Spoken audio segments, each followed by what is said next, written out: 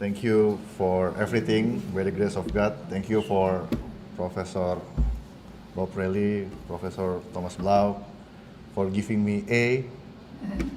Both of them giving me A, and also for everybody here, my wife, and also my very close Indonesian folks, Robert, and then Pastor Tony,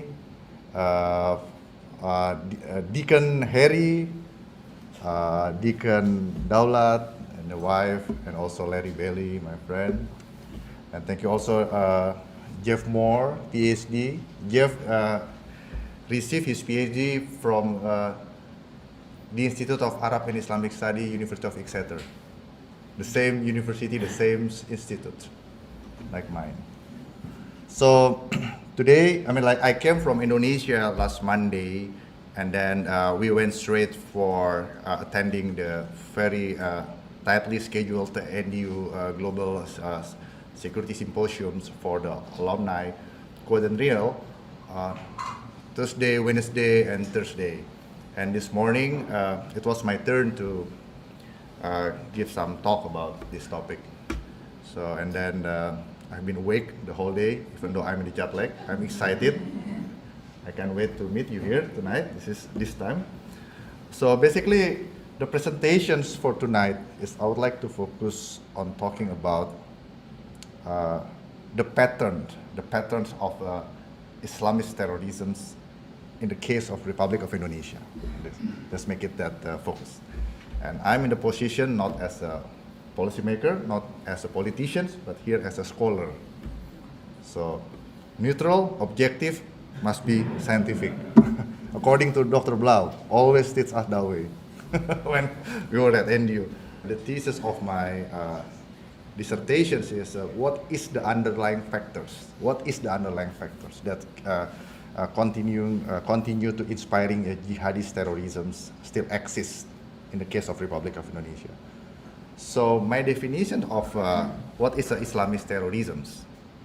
So terrorism is tactic. There are like 109 definitions of terrorism in the policy and the scholar world, and there are 22 significant elements in the terrorism.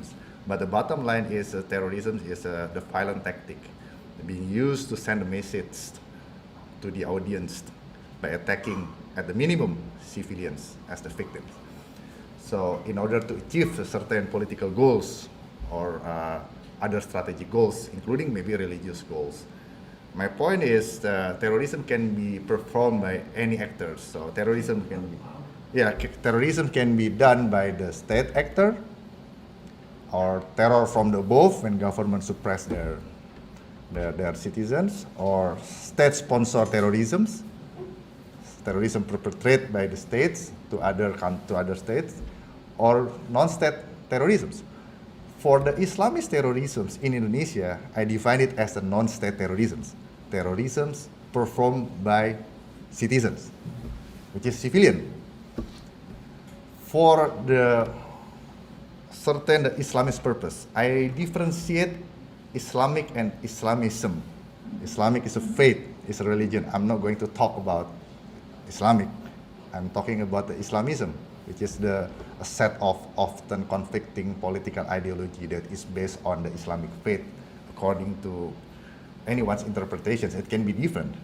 But some of the Islamist political ideology, they are still peaceful, progressive, gradual, and some of them violent, doesn't want to take a gradual ways, want to make an extreme change by extreme interpretations of the selective Islamic texts from the scripts.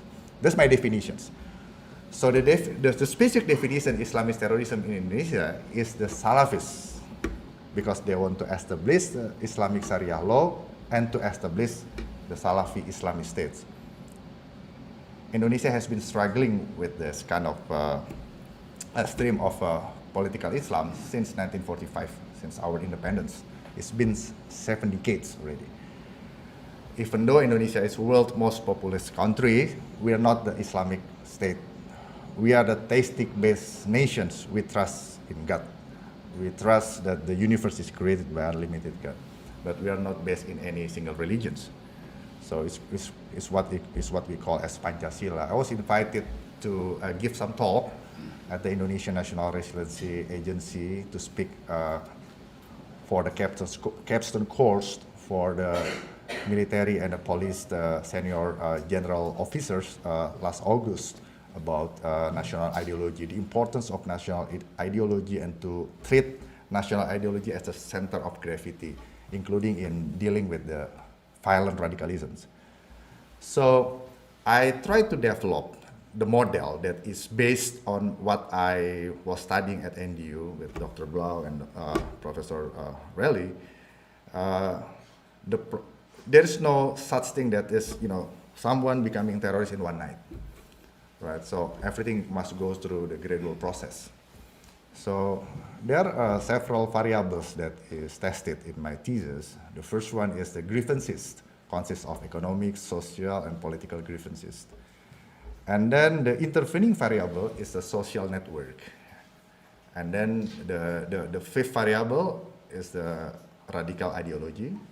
And the sixth variable is the state repressions, or a carrot. And then the last one is a government incentive, the way government gives a special attention.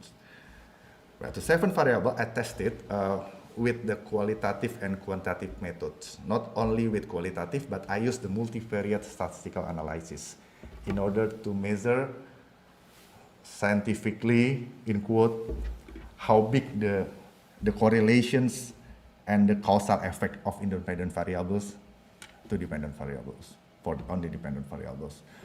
So basically, the method that I use is by referring to 77 respondents.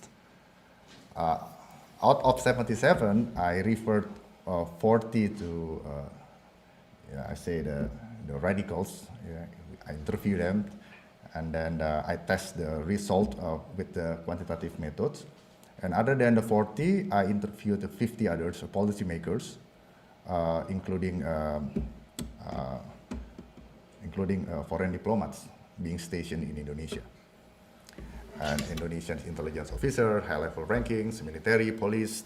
I interviewed them, and then the other 22 I studied from their background, the informations about this the other 22. So based on the 77 respondents, I can say that there are 4 lines of political Islam in Indonesia. Okay, the last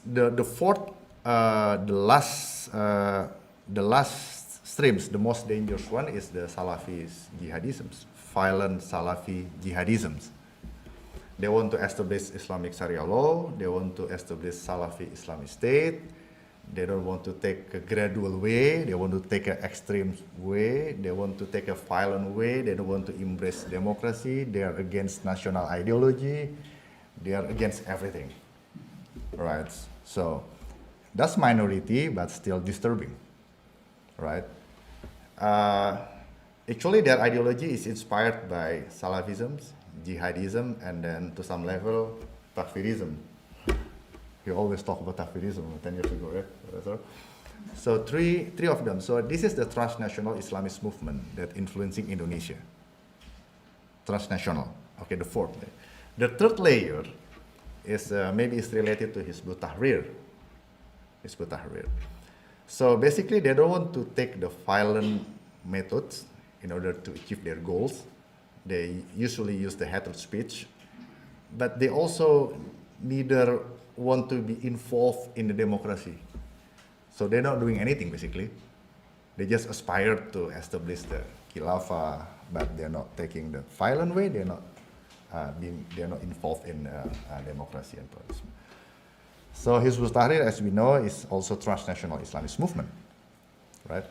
And then the second line of political Islam in Indonesia is based on the Ikhwanism, or I can say based on Muslim Brotherhood, inspired by the Muslim Brotherhood, which is they used to take if we study about the Muslim Brotherhood, they used to take a violent stance in order to achieve their goals, but they repent and then they want to take a democracy as the way to achieve their goals. And then I cannot mention the name of the party in Indonesia that is inspired by Ikhwanism or Muslim Brotherhood, but maybe we can do some search just by yourself. But the party is still, is quite strong. But at least they're not taking the violent stance. They want to embrace the democracy, and sometimes at the local elections, they want to work together with the Christian party, like election in local level, like in Papua. So because for the pragmatical purpose.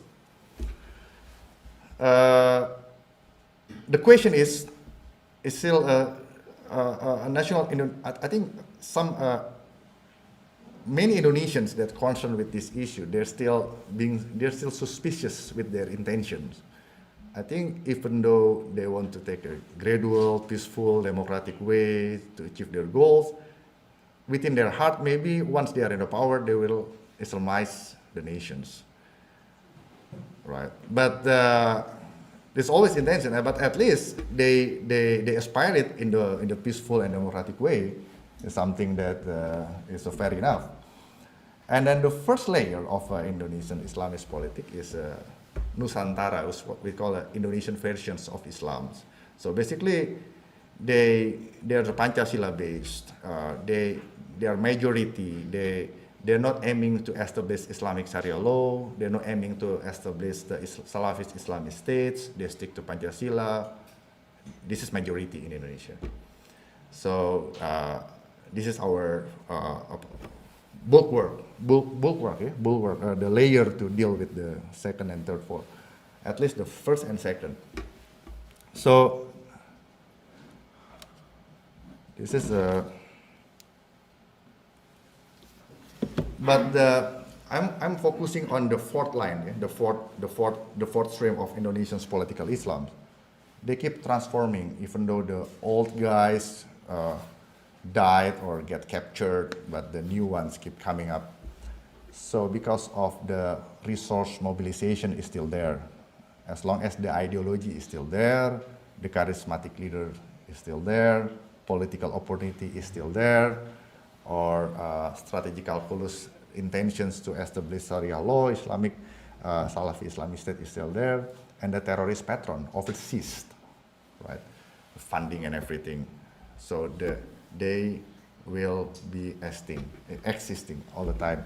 So my point is to saying that even though for the last 15 years, according to open sources informations that also confirmed by National Police Chief General Tito Karnavian, there has been 5,000 Indonesians being captured for the radicalism related issues since 2002 until 2017. 5,000, but there's only 1,000 being brought to the court, because for the other 4,000, maybe the government doesn't have enough proof to convict them, right? So this is the background. But we have to remember that Indonesia is a theistic based but secular, pluralist. So the evolutions keep going on, even though Jemaah Islamiyah was dismantled in 2000, dismantled 2002, 2003, but the non-structural GI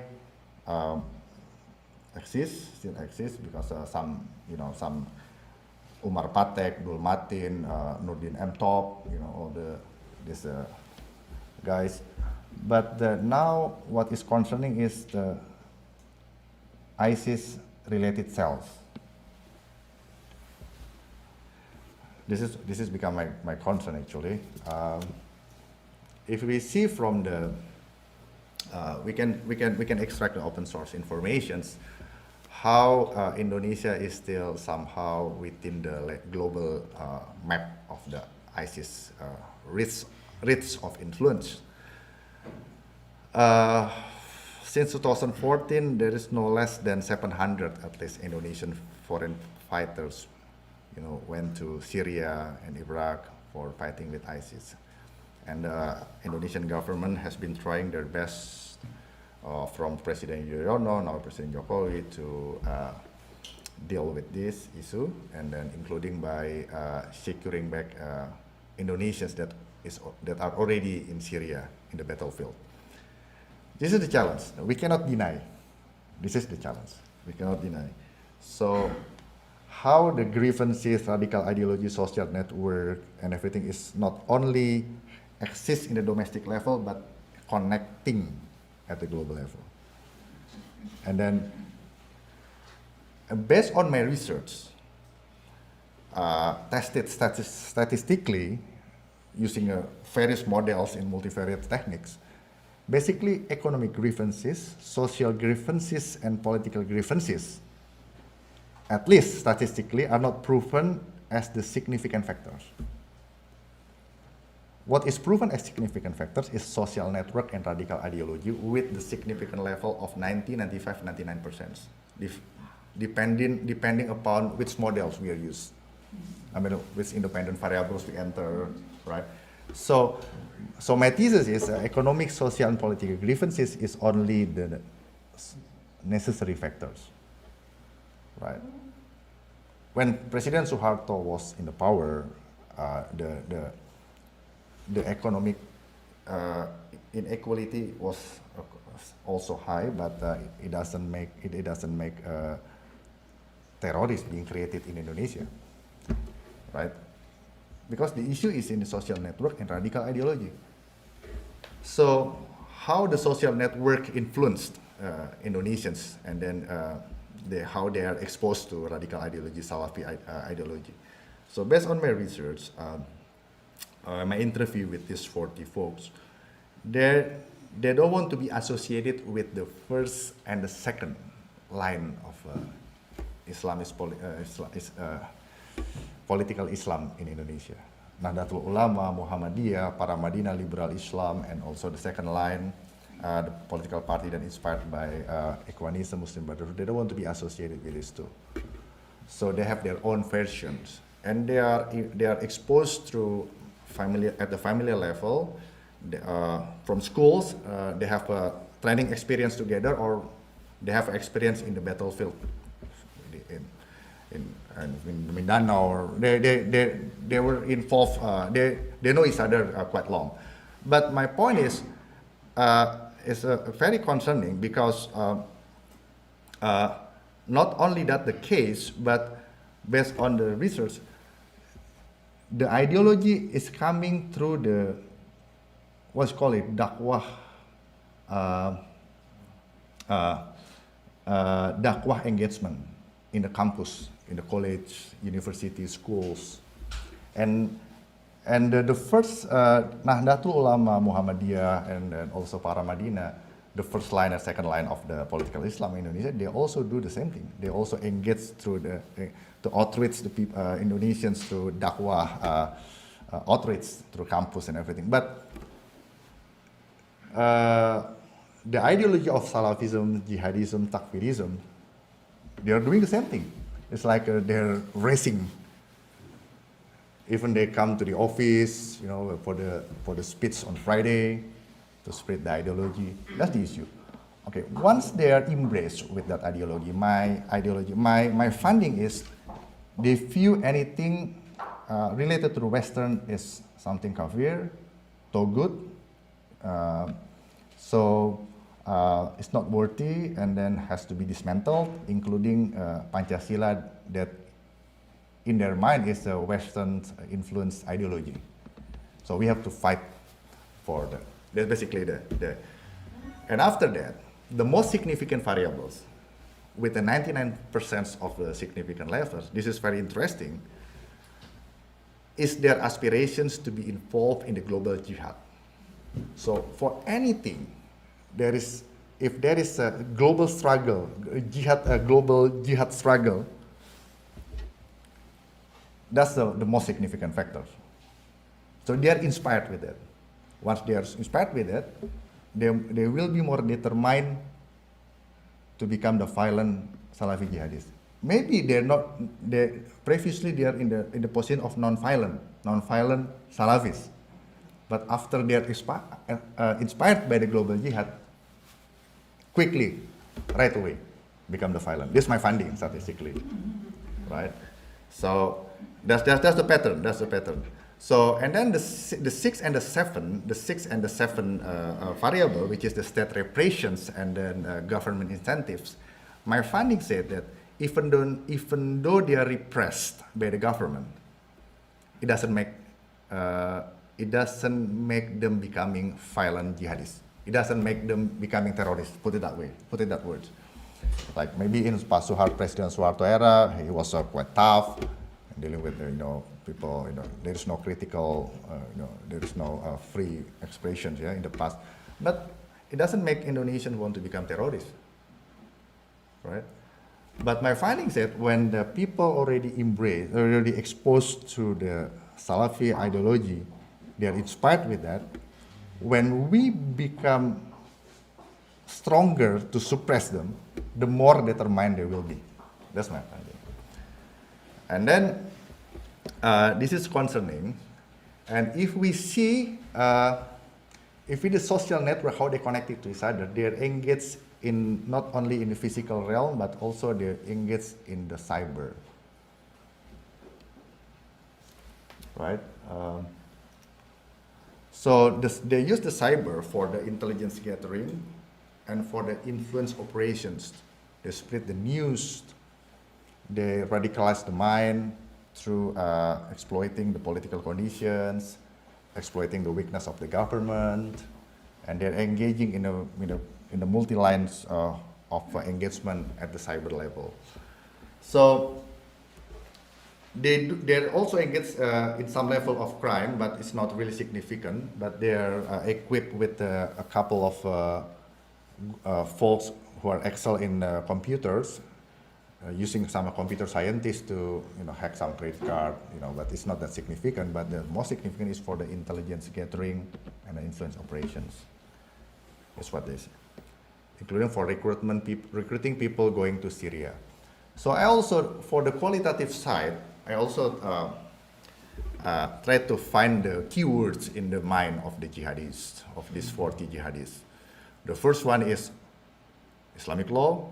The second one is Salafi Islamic State of Indonesia. The third one is Khilafah Islamiyah.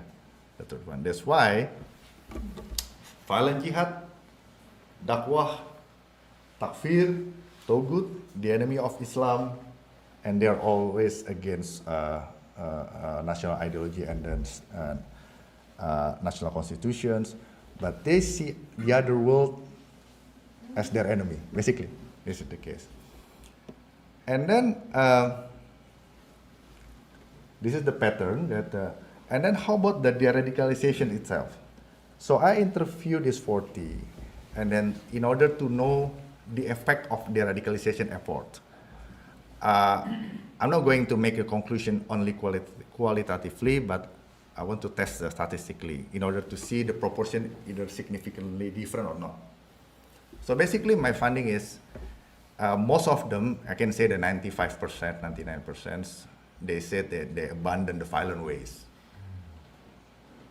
Okay, but they still aspire for Islamic law and then Salafi Islamic State. They're not embracing democracy and pluralism, and then they're still against the 4 pillars of the state: Pancasila, national constitution, pluralism, unity in diversity. But my point is, so this is very concerning. Why? Because they're basically just hibernate. Once the opportunity is open, they're very sensitive to be exploited, to re-engage in the violent ways. So, and then 40% of them saying that, okay, the government is not that bad. We are treated well in the prisons, and then they give us the government gives us special attention. That's it. Okay. After, so, but this is ideology. It's not easy to change someone's ideology, right? So, this is the case, and then maybe the creative way is to pushing them a little bit to the second line of the political Islam, which is by being involved in the democracy by joining the Islamist parties, but it's unlikely based on my finding, yeah, based on my respondents, it's unlikely. So that's why our challenge is to how to balance the extremisms with the moderations. Moderations here, there are two levels of moderations in my research, in the ideological level and also in the behavioral level. So at least in the ideology, that we expect that they abandon the violent ideology and then they want to accept the national ideology.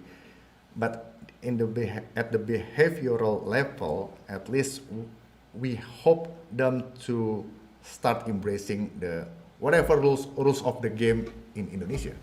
Because if they want to change the country, they want to change the system, not engage in the system collapse strategy, but just go to the democracy and then living in the pluralisms and then